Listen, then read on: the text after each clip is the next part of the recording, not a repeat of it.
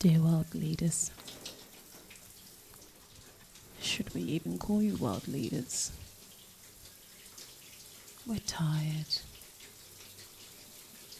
We as a nation, as a population of the world, are tired of the games, of being part, just being figures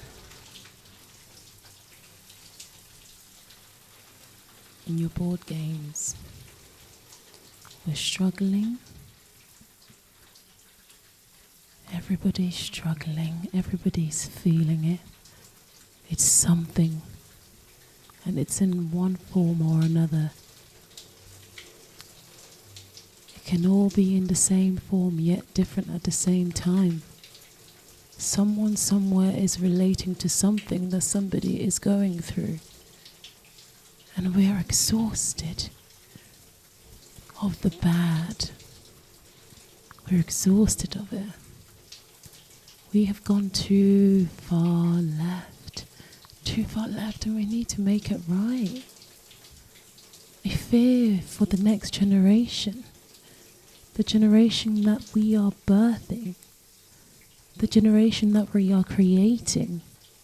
Because I'm sure as individuals you can look at your background, look at your own parents, look through your generation.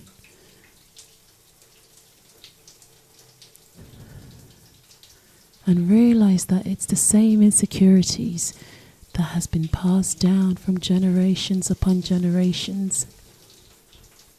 And I'm realizing, I'm sure, that we all want to change that. So why continue to impose that onto us? You can feel it too. You can be the leader. You can be the change maker. You can be the peacemaker. Your people need it. Your people are desperate for it.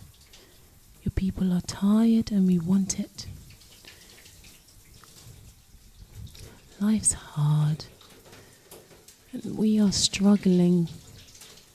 Those above with extreme money are struggling from loneliness because they can't trust anybody. And those down below are desperate for someone to lend them a hand, a helping hand. Help, a word people don't know anymore. A word people don't often hear unless it's someone being in need. We want peace. A simple life, peace and joy. Why is it so hard to attain nowadays? We want wellness, to feel well in ourselves, to look after ourselves. This way of working, this way of being, not having time to spend with your family, not having enough time to even look at yourself and reflect or think.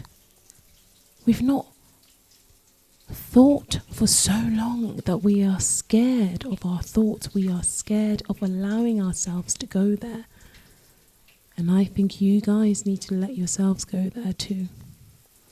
Because your people are tired. Your people just want peace and love and peace and quiet. We want the positivity. We need the uplift. We're so down. We need something to lift us up. We've gone too far. We've gone too far. We need to bring it back. We've gone too far and we are all feeling it, but yet no one is ready to make that change. No one is ready to take that step. Instead, it's just like we're all part of your little chess game or your little board game. We're all part of it. And you all want to prove to each other how strong and tough you are as a man, as individuals. At the cost of your nation's happiness, families are starving. People are depressed. Anxiety is on the rise and we're feeling it every day, whether we like it or not.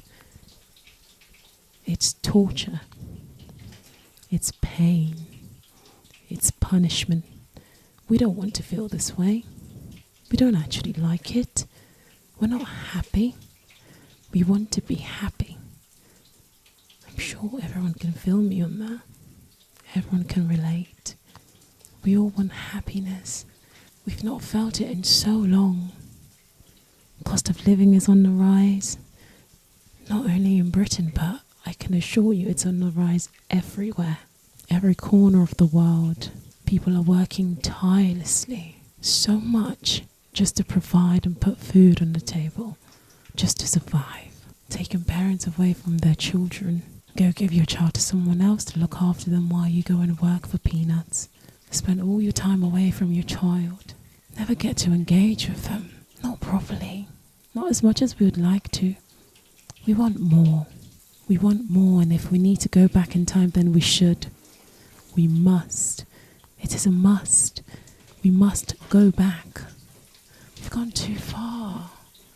Humans killing humans like nothing matters. Like we're killing flies. The human flesh is no longer respected, is no longer feared. Another human can look at somebody and take their life away just because. Since when was this ever okay? Since when did we become so numb as a population? It's because the bad news just keeps happening. The wars just keep happening. The killings just keep happening. Killings in so many different forms, whether it be in your local borough, little neighborhood, your city, your town, your country, same cities in the same country, different countries, all over the world. People are just killing each other. Human life is no longer valued. It's just something you post on social media just to gain RIPs and it's done. And we forget them. We don't speak of the pain that we feel. Since when did we as a population become so afraid of our feelings and speaking of it? Because they might see me as weak. Or simply because I don't want to bother them, which is my fault. Because I want to seem cool. Because I want to seem strong. Because I want to show everybody that I've got it going on. Life's hard. We're struggling. People are lonely. People are sick. They're sick because they're not getting rest. Because we're not being provided the opportunities. We can't afford the opportunities and the ability to just sit, to just be, to eat fresh foods, to grow fresh foods ourselves, to connect, to bond, to reflect, constantly on the go because somebody somewhere decided, oh, today I feel like raising the cost of this. What do we actually own on this earth? Whatever your position is in the world leadership, you don't actually own anything because one day you will die. We will all go. One day we will all pass. In 100 years, nobody will remember you or your children. In 100 years, you will be on somebody's wall somewhere, referring to you as, I don't know who they are, but it was my mum's somebody. It was my father's great-grandpa. I don't actually know. Your possessions will be gone off the earth in 100 years. So all that to say, please can we pause? Please can we be human again? Please can we show kindness? Because we can't cope with these rising costs. It's taking away our happiness, it's taking away our joy. It's not benefiting us. It's increasing diseases and illnesses in the world. Population going, people are getting angry, it's impacting our brains. We're becoming more feral, we're attacking each other, you're attacking each other. You're no longer valuing life. We must value life and we must respect God. Since when did he become so silent to you? We've allowed the devil in so many different ways than we can imagine. It's important to go back. Get to know the roots of the human race. Get to know the roots of what it means to be human. What love means. It's patient, it's kind, it's loving. It brings joy. I'm pretty sure it says that somewhere. Try to be better. Be the first one to help your people because they are struggling. And I fear how this will impact the next generation. Not Gen Z. The 2-3-year-olds, the 4-year-olds, the 5-year-olds, everybody, because look at me as a 29-year-old woman sitting here reflecting on how certain traumas has been passed on unwillingly to my parents because their parents were struggling in a hardship.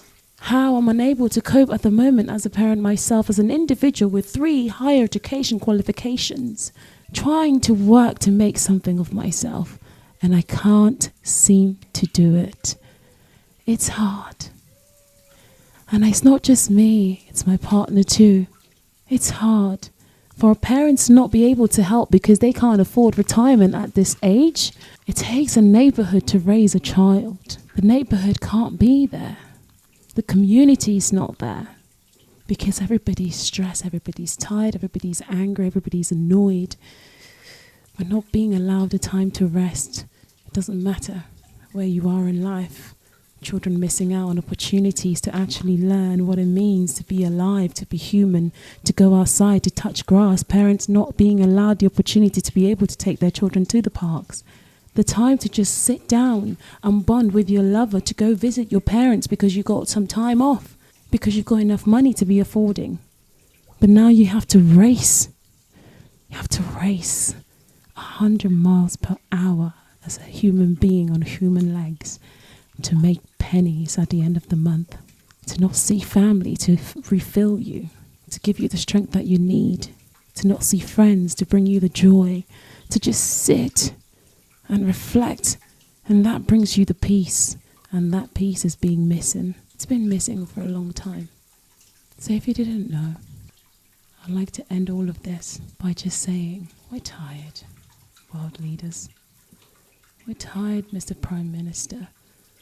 We don't care of your dramatics. We don't care of your feuds. As a nation, we just want peace. World leaders everywhere, we just want peace. We want to reconnect. We want to rehear God. We want to hear him more than we do the devil and his ways. At the moment, with the way the world is going, everybody fears. We want the struggle to end, and we are ready for the struggle to end. We want the generational curses to stop, because it will also be your own children struggling. It will be your children's children having to go through the difficulty that you've created, that previous world leaders created. The things that your parents had to endure, their parents had to endure, the stresses that it was put onto them so they weren't able to be their full selves, their best selves for their children and their children and their children. And now you, and the same insecurities, the same generational curses, the same mentality, the same struggles, the same mental work, the same punishment, the battle that you fight with yourself before you go to sleep at night, the battle you fight with yourself when you're alone. We're tired. It's about time we prayed. It's about time you prayed. Individually, collectively, please pray, reflect, reconnect, and fix it. Because we've had enough. We've really had enough. We can't keep pushing forward and running into a brick wall. We're exhausted and we don't want it anymore. Thank you.